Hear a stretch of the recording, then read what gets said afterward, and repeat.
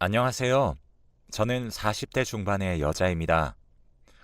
어려운 집안에서 태어나서 여태껏 참 억척스럽게 살아왔어요.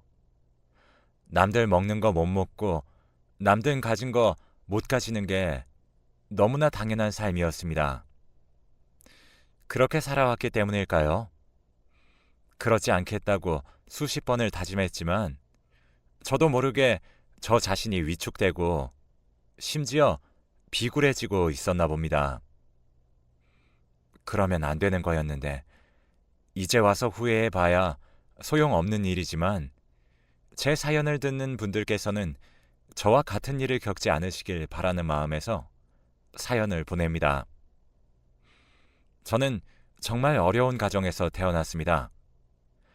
부모님 모두 살아계시기는 했지만 생활 능력이 거의 없다시피 하셨거든요. 아버지는 평생 공사장에서 일용직 근로자로 사셨어요. 장사를 할 재주도 뭔가 특별한 기술도 없는 분이셨거든요. 그런 분이 가장으로서의 책임감은 강하셔서 어머니는 일을 못하게 하셨죠. 그래서 어머니는 달리 할 일이 없는데도 일을 나가지 않으셨어요. 그렇게 저희 세 식구는 제가 중학생 때까지 반지하 월세살이를 벗어나지 못했습니다.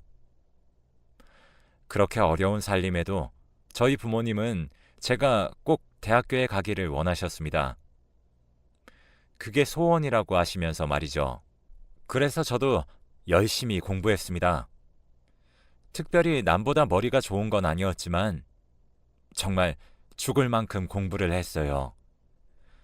아무것도 하지 않고 집에만 있는 어머니를 보며 절대로 저렇게는 되지 않아야겠다.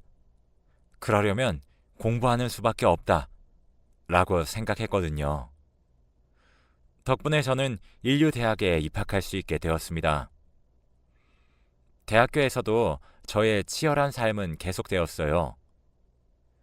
입학금은 부모님이 어찌어찌 마련해 주셨지만 계속 손을 벌릴 수는 없는 형편이니까요. 그래서 한편으로는 장학금을 받기 위해 죽을 둥 살 둥 공부했고 다른 한편으로는 생활비를 벌기 위해 아르바이트를 해야만 했습니다. 그런데 그렇게 힘들게 사는 제게 어느샌가 얼음공주라는 이상한 별명이 붙었더라고요. 공부도 잘하고 얼굴도 예쁜데 도도하다면서요. 사실 먹고 살기 바빠서 다른 사람 쳐다볼 여유가 없어서 그랬던 건데 말이죠. 어쨌든 그 덕분에 제 주변에는 남자가 끊이질 않았습니다. 솔직히 좀 귀찮고 싫었어요. 하루를 쉬면 하루를 굶어야 하고 한 달을 쉬면 학교를 그만둬야 하는 상황에서 남자고 뭐고 쳐다볼 겨를이 없었거든요. 그러던 어느 날, 그날도 저는 시험 때문에 도서관에 자리를 잡고 공부를 하던 중이었어요. 저기, 혹시 여기 자리 있나요? 아니요, 없어요. 여기 앉으세요. 어떤 남자가 제 옆자리에 앉으면서 꾸벅 인사를 하더라고요. 옆자리가 빈 게 저한테 감사할 일은 아닌데, 어쨌든 저는 더 이상 신경 쓰지 않고 하던 공부를 마저 했습니다. 그렇게 몇 시간이나 지났을까 공부를 마치고 아르바이트 갈 시간이 되어 자리에서 일어나려는데 언제 두었는지 제 책 밑에 작은 쪽지가 있더군요. 옆에서 계속 신호주고 있었는데 정말 한 번을 안 봐주시네요. 나오실 때까지 도서관 앞에서 기다리겠습니다. 쪽지를 보는 순간 저도 모르게 웃음이 나오더군요. 대체 신호는 무슨 신호를 줬다는 건지요? 그날 저는 도서관 앞에서 기다리던 남자를 만났고 우리는 서로 사귀는 사이가 되었습니다. 하지만 둘 사이에는 커다란 문제가 있었습니다. 사귀면서 알게 되었는데 남자의 집이 너무나 잘 사는 집이었거든요. 아버지는 대기업 임원이셨고 어머니는 대학 교수셨어요. 그래서 그런지 남자는 어렵게 살아온 흔적이 전혀 없더라고요. 저는 그래서 좋았지만 한편으로는 걱정이 되는 것도 사실이었어요. 집안이 너무 기우니까요. 그래서 남자가 대학교를 졸업할 때쯤 마음의 결정을 내렸습니다. 오빠, 우리 그만 헤어지자. 우리는 미래가 없어. 그게 무슨 소리야? 미래가 없다니. 그렇잖아. 오빠네 집은 잘 살지만 우리 집은 아직도 반지 하방에 살아. 그런 우리가 어울린다고 생각해? 그런 건 신경 쓰지 마. 우리 서로 사랑하면 집안 같은 건 문제도 아니야. 아니야. 그건 오빠 생각이지. 부모님들 생각은 다르실 거야. 감정에 휩쓸리지 말고 냉정하게 생각해. 오빠는 나 말고 더 좋은 사람 만날 수 있을 거야. 오빠는 뒤돌아서는 저를 잡지 않았어요. 그래서 저는 그걸로 끝난 줄 알았죠. 하지만 그렇지 않더군요. 그 뒤로도 오빠는 매일 아침 휴대폰으로 문자 메시지를 보내고 밤에는 전화를 하곤 했어요. 답도 제대로 하지 않는 제게 지극정성을 쏟아부었습니다. 무려 2년을 그렇게 했어요. 그때쯤에는 저도 회사에 취직해서 막 일을 시작하던 때라 여러 가지로 힘든 일이 많았는데 오빠는 그런 저를 항상 응원해줬죠. 저는 그런 한결같은 오빠의 모습에 마음이 흔들렸고 결국 결혼을 결심하게 되었습니다. 하지만 저희 결혼은 상견례부터 삐걱거렸습니다. 서로 인사를 나누고 식사를 하며 이런저런 덕담을 나누었는데 도중에 오빠가 잠시 자리를 비웠던 때였어요. 그때까지 아무 말씀도 하지 않으시던 시어머님이 매서운 표정으로 입을 여시더군요.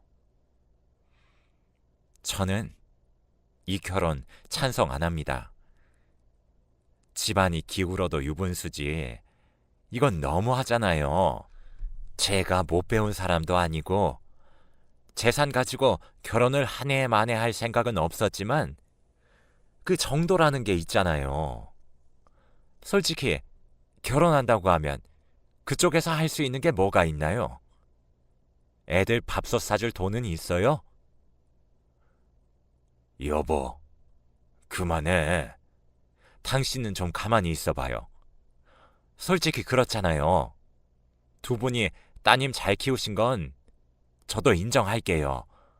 하지만 결혼은 두 사람만 만나는 게 아니라 집안과 집안이 만나는 거잖아요. 완전히 같지는 못해도 어느 정도는 비슷하긴 해야 하잖아요. 아휴, 죄송합니다.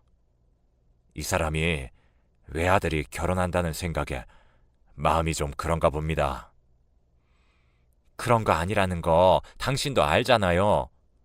집안이 이렇게 기우는데 애들 둘이 번 돈이 저희 집 쪽으로 다 들어가지 말라는 법이 어디 있어요? 시어머님은 노골적으로 두 집안의 격을 따지시며 결혼을 반대하시더군요. 그런데 그때 저희 아버지가 입을 떼셨습니다. 무슨 말씀인지 알겠습니다. 말씀하신 대로 저희는 가진 게 아무것도 없지요. 하지만 저희도 부모입니다. 아이들에게 도움을 주지는 못할 망정 짐은 되지 않겠습니다. 아버지는 당신이 제게 짐이 된다고 생각하시는 것 같았습니다. 그리고는 그 자리에서 결혼한 후에는 저나 오빠에게 절대로 금전적 지원을 받지 않겠다고 약속까지 하시더군요.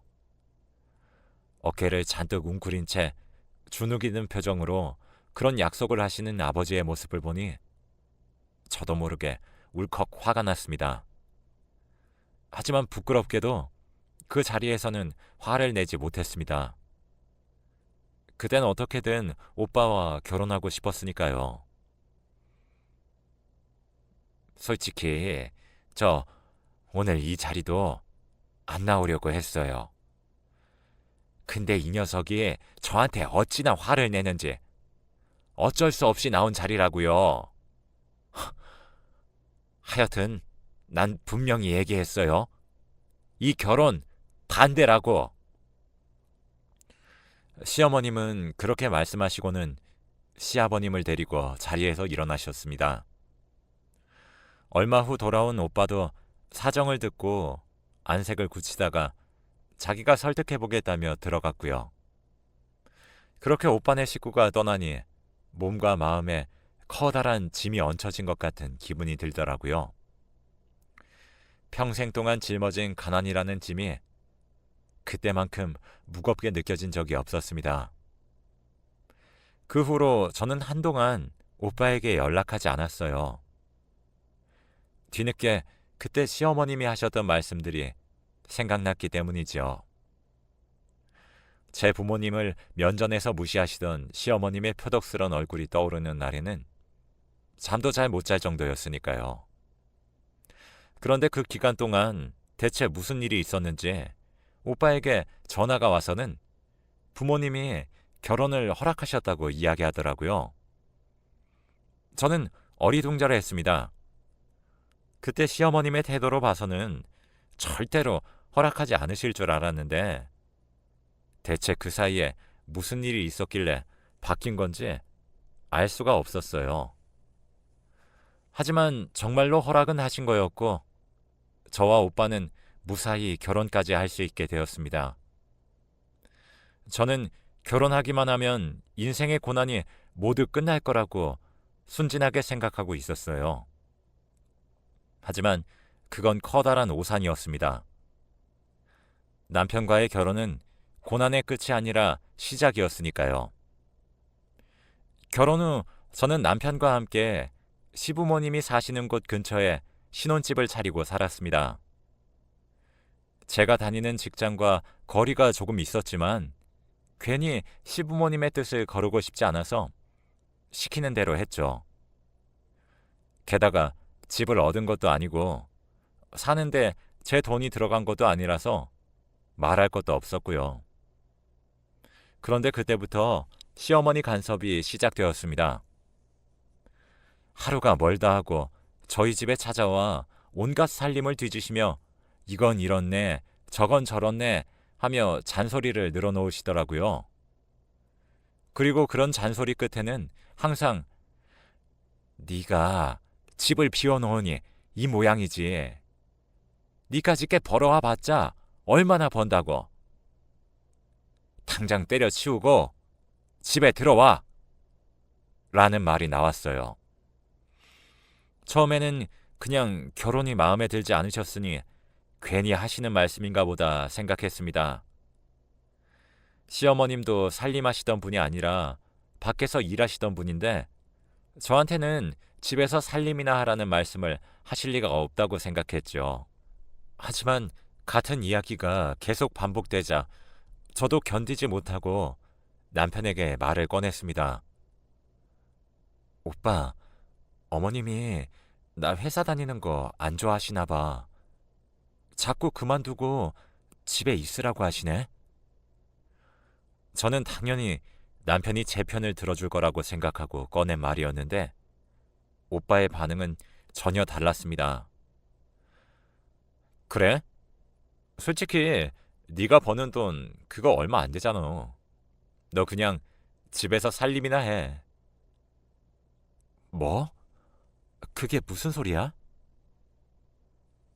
아, 설마 오빠도 어머님께 같은 이야기 들은 거야? 같은 얘기 듣고 어쩌고 하는 문제가 아니야. 너 괜히 그깟 돈 번다고 밖으로 돌아다니는 것 때문에 내가 얼마나 창피한 줄 알아? 이번 기회에 회사 그만두고 집에 있어. 충격이었습니다. 누구보다 저를 아끼고 이해해 줄 거라고 생각했던 남편까지 그렇게 이야기할 줄은 꿈에도 생각 못 했으니까요. 하지만 그것만이 아니었습니다. 그리고 너 아직 처가에 용돈 보내고 있지? 그것도 그만 보내. 그건 왜? 그거 얼마 되지도 않잖아. 내가 번 돈 너네 부모님께 보내드리는 것도 하지 말라는 거야. 너 우리 결혼할 때 어머니가 뭐라고 하셨는지 생각 안 나? 그거 어머니에게 들키면 당장 이혼하라고 하실걸? 그러니까 그만둬. 매몰차게 얘기하는 남편의 말을 듣는데 뭔가 뜨겁고 물컹한 게 목구멍을 타고 올라오는 것 같더군요. 하지만 그때도 저는 아무 말도 하지 못했습니다.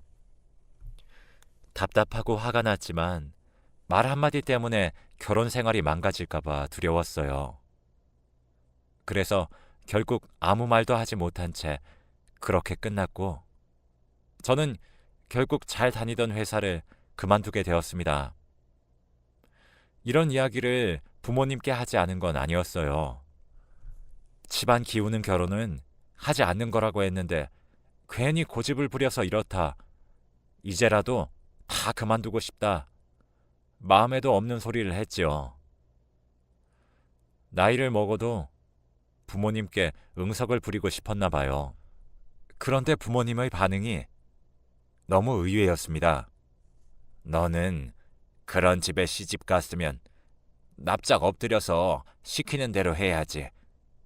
네가 뭐라고 자존심 같은 걸 세우고 그래. 사돈이 시키는 대로 해. 아빠, 나 아빠 딸이야. 어떻게 딸한테 그런 말을 할 수가 있어? 내가 뭐 팔려가기라도 했어? 그런 게 아니라 사실을 말하는 거야. 사돈댁은 집도 잘 살고 많이 배우신 분들인데 다 생각이 있으니 하신 말씀일 거 아니냐. 너는 괜히 나서서 분란 일으키지 말고 집안 일이나 잘하고 애나 잘 낳아. 내가 무슨 가정부야? 애 낳는 기계냐고. 아빠는 어떻게 그런 말을 할 수가 있어? 나 갈래. 무슨 부잣집에 딸 팔아먹은 것도 아니고, 아니 차라리 팔아먹기라도 했으면 억울하지는 않았을 텐데 받은 것도 없으면서 저렇게 저자세로 나가는 아버지가 이해가 되지 않았어요. 애초에 어머니는 아예 아무 말씀도 없으셨고요. 그렇게 저는 시댁과 친정 양쪽에서 고립되며 점점 자신을 잃어갔습니다. 그런데 제가 위축되자 상황이 점점 더 안 좋아지기 시작하더군요. 시어머니는 이제 대놓고 저를 무시하며 회사를 그만두고 집에 있는 저를 붙들고는 아들 자랑, 돈 자랑을 하기 시작하셨습니다. 이미 교수직을 은퇴하신 시어머님은 아예 남편이 출근하는 시간에 맞춰 저희 집에 찾아와 한바탕 잔소리를 늘어놓으신 후에 그때부터 자랑을 하셨어요. 너같이 없이 자란 애는 잘 모르겠지만 있는 집 사람들은 다 이렇게 산다. 그러니 너도 이제부터라도 잘 배워서 남편 내조 잘 해라. 뭐 이런 이야기들이었죠. 처음엔 어떻게든 듣고 넘기려고 했지만 너같이 없이 자란 애는 잘 모르겠지만 이라는 소리는 정말 견디기 힘들었어요. 게다가 제가 더 화가 나는 건 완전히 변해버린 남편의 태도였습니다. 결혼하기 전에는 하늘의 별이라도 따다 줄 것 같이 굴더니 이제는 무슨 저를 가정부를 대하듯 대하기 시작했어요. 야, 집안 꼴이 이게 뭐야? 너 청소 안 해놨어? 오늘 어머님이 친구분들 데려오셔서 그래. 이제 할 거야. 이게 그걸 변명이라고. 야, 집에서 놀고 있으면 집안 일이라도 잘해야 할 거 아니야. 이런 일은 다반사라 나중에는 듣고도 화도 안 나더군요. 이제 와서 화내봐야 뭘 하나 싶더라고요. 다니던 회사를 그만두는 바람에 경력이 끊겨서 다시 취업하기도 어렵고 남편을 포함한 시댁 식구들은 대놓고 저를 무시하고 그나마 있는 친정도 납작 엎드리라 하며 시댁 편을 들고 그런 상황에서 혹시나 이혼까지 하게 되면 갈 곳이 없다는 생각에 화도 내지 못하고 끝내 울분을 삼켜야 했습니다. 사람이 답답한 속을 풀어내지 못하고 참기만 하니 결국 병이 나더군요. 병원에 가도 딱히 문제가 없으니 잘 먹고 쉬라고만 하는데 막상 집에 들어설 때부터 가슴이 답답하고 뒷목이 당겼어요. 밥도 먹는 둥 마는 둥이었고 불면증까지 생겼죠. 건강이 그렇게 악화되다 보니 아이는 언감생심 꿈도 꿀 수 없었습니다. 그런데 시어머니와 남편은 그건 또 그거대로 불만이더군요. 야, 넌 도대체 잘하는 게 뭐야? 집안일도 제대로 못 해놓고 대체 밥 먹고 네가 하는 일이 뭐냐고. 아, 그때 어머니 말씀 들었어야 했는데. 너같이 근본 없는 집안 출신이랑 결혼한 내가 잘못이지. 남편에게 그 말을 들은 날은 정말 한숨도 못 잤습니다. 처음에는 저를 무시하는 시어머니와 남편이 원망스러웠어요. 하지만 생각에 빠지면 빠질수록 오히려 내가 잘못된 건 아닌가 하는 생각이 들기 시작하더라고요. 가난한 집안에서 태어난 주제에 너무 욕심을 부렸던 건 아닌가, 내가 내 분수를 모르고 설친 대가를 받는 게 아닌가 하는 자책이 들었으니까요. 그러자 어느샌가 저도 모르게 극단적인 생각까지 하게 되더라고요. 그때야 정신을 차렸어요. 자책하면 안 된다. 이건 내가 잘못한 게 아니다. 라고 스스로를 달래봤어요. 그때는 정말 그렇게 하루를 버텨냈습니다. 하지만 그런 제 노력에도 불구하고 결국 일은 터지고 말았습니다. 남편이 저를 두고 바람을 피운 거예요. 결혼 후 5년이 지났을 때쯤 남편은 다니던 회사를 그만두고 사업을 시작했는데 그게 잘 돼서 거의 매일 집을 비웠어요. 그때는 그냥 바빠서 그런가 보다 했는데 언제부턴가 이상한 낌새가 느껴지더라고요. 옷에서 여자 향수 냄새가 나기도 하고 주머니에서 여자 물건이 나오기도 했죠. 하지만 역시나 저는 아무 말도 하지 못했습니다. 그때 저는 이미 지칠 대로 지쳐 있었고 마치 시체처럼 아무 생각 없이 그저 청소나 하고 빨래나 하는 사람이었거든요. 그래야 버틸 수 있었으니까요. 그런데 어느 날 남편의 가방에서 나온 물건을 보자 정신이 번쩍 들었습니다. 남편의 가방에서 갓 태어난 아기가 입을 법한 옷이 나온 겁니다. 오빠, 이건 뭐야? 뭐야 이거? 넌 그것도 모르냐? 아기 옷이잖아. 하긴 아기도 못 낳는 게 그런 걸 알 리가 있나? 이게 왜 오빠 가방에 있어? 무슨 깊은 생각을 하고 물은 건 아니었어요. 그때는 그냥 그렇게 묻고 싶어져서 물었습니다. 그런데 남편이 갑자기 불같이 화를 내더군요. 네가 뭔데 그딴 걸 따져 묻는 건데? 내가 너 먹여주고 재워주는 것만으로도 고마워해야지. 어디서 남편 하는 일에 일일이 토를 다냐고. 그 순간 느낌이 왔습니다. 그건 남편이 밖에서 낳은 자식에게 줄 옷이었던 겁니다. 애 낳았어? 누구랑? 누구랑 바람을 피운 거냐고. 그날 저도 모르게 그동안 쌓였던 부분이 폭발하며 결혼 후 처음으로 남편에게 소리를 질렀습니다. 그러자 남편의 눈이 뒤집어지더니 저를 죽일 듯이 몰아세우기 시작하더군요. 그래, 바람 피웠다. 그래서 애도 낳았고. 아니, 바람이 아니라 거기 가정을 차린 거지. 넌 그냥 집에서 시키는 일이나 하라고. 집도 가난해. 머리도 나빠. 애도 못 낳아. 누가 너 같은 여자랑 살고 싶어 하겠냐고. 내가 누구 때문에 이렇게 됐는데? 내가 결혼하자고 했어? 네가 매달려서 결혼한 거잖아. 애도 마찬가지야. 너랑 네 식구들 때문에 이렇게 된 거잖아. 뭐?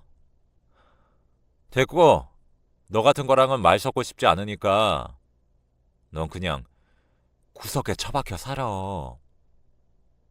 내 말 못 들었어? 당장 꺼지라고!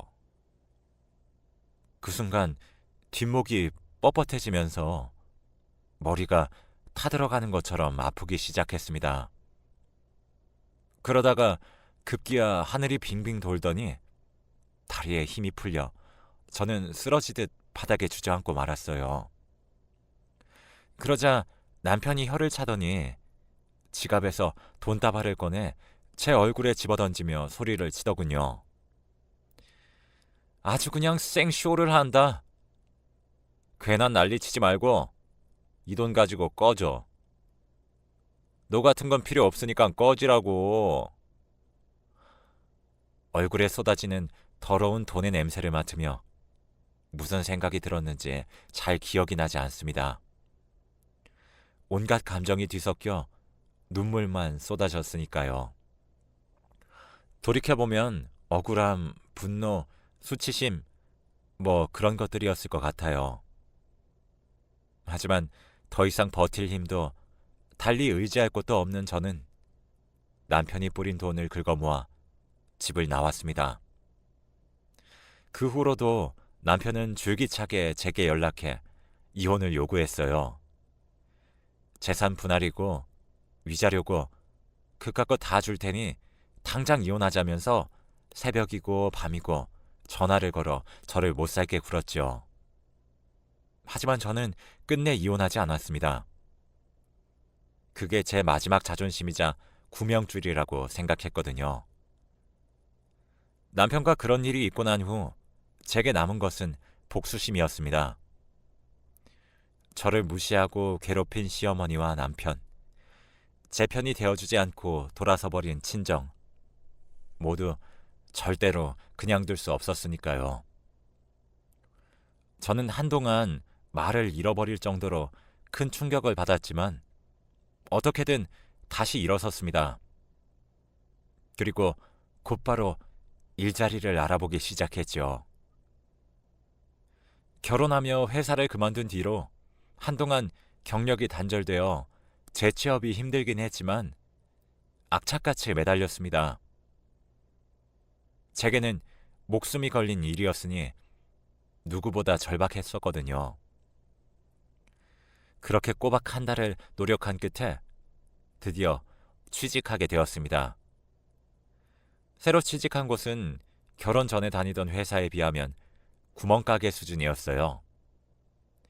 작은 공장에 직원 몇 명과 격리를 맡은 저 하나가 다인 곳이었거든요.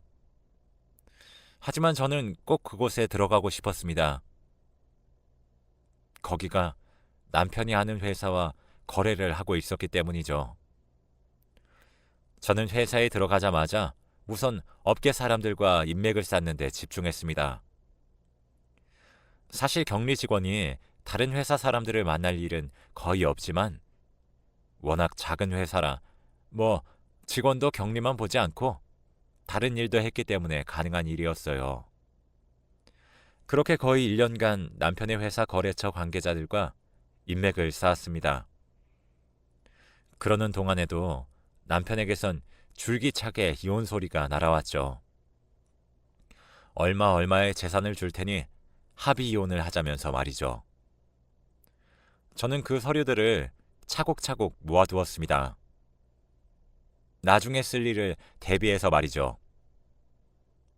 그러던 어느 날 남편의 회사에서 저희 회사 쪽으로 대량 주문이 들어왔습니다. 평소에는 한 달에 한 번 정도 2, 3천만 원 가량의 주문을 했는데 이번에는 거의 7천만 원 정도나 주문을 했더군요. 그래서 사정을 알아보니 뭔가 큰 건이 생긴 것 같았어요. 그리고 그건 제가 기다리던 복수의 기회였습니다. 저는 사장님께 주문 내용을 전달하며 남편의 회사가 조금 이상한 것 같다는 말을 흘렸습니다. 최근에 그 회사에 돈이 별로 없다는 소문이 돌았는데 갑자기 발주량이 많아진 게 이상하다고 말이죠. 부도날 것 같은 회사가 외상으로 물건을 잔뜩 주문하고는 도망치는 경우가 종종 있었거든요. 제 말이 무슨 뜻인지 대번에 알아챈 사장님은 곧장 밀린 외상부터 갚아야 물건을 보내주겠다고 남편의 회사에 연락했습니다. 이후 사무실에 돌아와서는 제가 아는 모든 거래처에 연락을 돌려 남편의 회사가 위험하니 얼른 외상을 회수하는 편이 좋을 것 같다고 얘기했죠. 그런데 남편은 대체 사업을 어떻게 한 건지 정말 단 한 명도 제 말을 의심하지 않고 연락해줘서 고맙다며 하마터면 큰일이 날 뻔했다고 저한테 고마워하더라고요. 그렇게 제 거짓말로 남편의 회사는 갑자기 부도 위기에 몰린 회사가 되었습니다. 거래하던 거의 모든 거래처에서 밀린 돈을 달라고 난리를 쳤으니 소문이 소문이 아니라 실제가 되어버린 것이죠. 이제 때가 되었다고 생각한 저는 남편에게 연락해서 이혼해 줄 테니 만나자고 연락했습니다. 정말 이혼해 줄 거야? 그래. 그게 당신 소원이라며. 이혼해 줄게. 그래. 그건 좋은데 지금은 때가 안 좋아. 한 반년만 미루면 안 되냐? 왜? 매일 전화해서 이혼해 달라고 할 때는 언제고? 괜히 시간 끌지 말고 당장 이혼해. 아니면 나 소송할 거야. 뭐? 이게 누구 앞에서 큰 소리야? 나 아직 네 남편이라고. 아, 남편 같은 소리 안 해. 대놓고 밖에서 애까지 만들어 온 놈이 무슨 남편? 괜히 길게 끌어봐야 당신이나 나나 피곤하게만 할 거니까 당장 끝내. 아이씨, 나 지금 돈 없다고. 그건 당신 사정이지. 당신은 언제 내 사정 봐준 적 있어? 그럼 도장은 안 찍는 걸로 알고 있을게. 소송이나 잘 준비해. 저는 끝내 붙잡는 남편을 뿌리치고 집으로 돌아왔습니다. 그리고는 바로 다음 날 남편에게 이혼 소송을 걸고 상간녀에게는 위자료 청구 소송을 걸었죠. 특히 남편에게는 거액의 재산 분할과 위자료를 걸었습니다. 변호사조차도 이렇게 큰 금액을 받아내기는 어려울 것 같다고 할 정도였죠. 하지만 제가 그동안 모아두었던 서류를 보고는 반색을 하더군요. 저와 이혼하고 싶어 안달이 났던 남편은 나중에는 정말 말도 안 되는 재산을 주겠다며 이혼해달라고 했거든요. 그게 서류로 다 남아있으니 더 볼 필요도 없었던 겁니다. 이후 재판은 순조롭게 흘러갔어요. 남편의 외도는 너무나 명백했고 재산을 미끼로 이혼을 종용한 사실도 모두 서류로 남아있었거든요. 결국 몇 개월 만에 재판 끝에 남편에게서는 재산 분할과 위자료 명목으로 30억에 가까운 돈을 받게 되었고 상간녀에게도 2억가량의 위자료를 받게 되었죠. 그런데 판결이 나고 얼마 후 남편과 시어머니가 제가 사는 원룸에 찾아왔습니다. 너 정말 미쳤니? 뭐? 30억? 우리가 왜 너한테 그 돈을 줘야 하는데? 찾아오겠다길래 무릎 꿇고 읍소라도 하나 싶었는데 역시 그게 아니었습니다. 그들은 오히려 저를 협박하며 위자료를 못 주겠다고 버티더군요. 제가 언제 그 돈 달라고 했나요?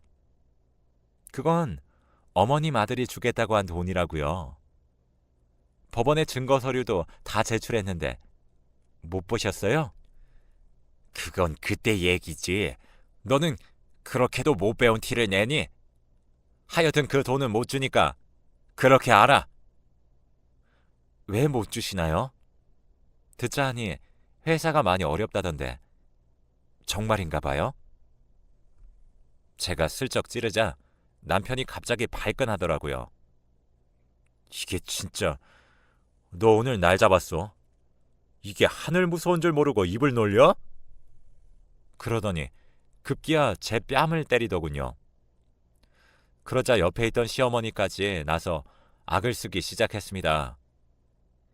이게 다 니년이 우리 집에 들어오는 바람에 이렇게 된 거 아니냐? 이게 다 너 때문이라고! 그때 미리 연락해뒀던 경찰이 집에 들이닥쳤습니다. 두 사람이 집에 온다고 할 때부터 이미 이런 상황을 예상하고 불렀는데 그 예상이 딱 맞아 떨어졌죠. 두 사람은 연행되면서도 끝내 악에 바친 소리를 지르더군요. 야, 너 이게 끝이라고 생각해? 너 절대 가만 안 둬! 하지만 남편의 말은 실현되지 않았습니다. 남편과 시어머니는 현행범으로 체포되어 폭행의 협박죄까지 인정되어 실형을 살게 되었으니까요. 그때는 시아버님이 찾아오셔서 무릎까지 꿇고 합의를 요청했지만 저는 합의할 생각이 눈꼽만큼도 없었거든요. 거기다 재판 과정에서 두 사람이 위자료를 지급하지 않으려 했다는 사실까지 밝혀지며 법원에서 강제 집행에 들어갔고 당초 판결대로 저는 30억을 모두 받게 되었습니다. 게다가 위자료로 30억을 날린 남편의 이야기가 소문이 나면서 회사 상황은 더욱 나빠졌습니다. 그러자 남편의 재산만 보고 있던 상간녀가 회사 돈을 들고 잠적해버렸고 결국 회사는 부도에 이어 거액의 빚까지 짊어지게 되었어요. 웃긴 건 제가 남편과 남편의 집안을 박살내는 동안에도 제 부모님은 아무 말도 없었다는 겁니다. 정말 끝까지 무관심한 부모님이었죠. 그동안 있었던 일과 제가 느꼈던 막막함을 생각하면 평생 모른 척하고 싶었지만 그래도 부모님이라 모든 일이 끝나고 몇 년 만에 집에 찾아갔습니다. 그런데 참 집안 꼴이 가관이더군요. 나이를 먹고도 일을 쉬지 않았던 아버지는 허리를 다쳐 드러누워 있었고 어머니는 여전히 초점이 없는 눈으로 멍하니 앉아 계셨어요. 그 모든 일이 벌써 10년 전이네요. 시어머니와 남편은 형을 다 살고 출소했지만 이미 집안에는 남아있는 것이 없었습니다. 시아버님은 두 사람이 교도소에 들어갔을 때 병을 얻어 불과 1년도 안 되는 사이에 돌아가셨고 그나마 남아있던 재산도 빚쟁이들에게 뜯겨 완전히 빈털터리가 되었으니까요. 저희 아버지는 허리를 다치시고 3년을 바닥에 누워만 계시다가 돌아가셨어요. 어머니는 그동안 계속 아버지의 곁을 지키시다가 아버지와 같은 달에 돌아가셨습니다. 그렇게 저를 괴롭히던 사람들은 모두 벌을 받았습니다. 저는 이제 40대 중반이지만 남편에게 받은 위자료로 남편이 운영하던 회사를 사서 운영하고 있어요. 남편과는 달리 거래처의 신뢰도 쌓고 운영도 잘해서 남편이 하던 때보다 몇 배는 더 키웠죠. 제 이름이 업계에 알려지자 여기저기서 혼처가 들어오더군요. 그 사람들이 보기엔 저 이혼녀 사장이 자수성가해서 큰 돈을 번 것처럼 보였을 테죠. 하지만 저는 혼처가 들어오면 모두 거절합니다. 결혼이라는 말만 들어도 몸서리가 쳐질 정도로 싫기도 했지만 제가 경험한 세상을 제 아이가 경험하게 하고 싶지 않았으니까요. 가끔 조금 외롭긴 하지만 그럴 때는 오히려 일에 매달립니다. 그러다 보면 다 잊을 수 있거든요. 이렇게 모두 다 털어놓고 보니 제 삶이 참 기구했다는 생각이 드네요. 가난하고 무기력한 부모님 밑에서 자라 어떻게든 제 힘으로 살아보려고 노력했어요. 하지만 단 한 번의 실수로 나락으로 떨어져 버리고 말았죠. 그때 남편 같은 사람과 결혼하지 말았어야 했는데 그 한 번의 실수로 평범하게 살고 싶었던 제 인생이 완전히 뒤집어졌네요. 모쪼록 여러분들께서는 매 순간 좋은 선택을 하시게 되길 바랍니다. 지금까지 두서없이 긴 이야기 들어주셔서 감사합니다.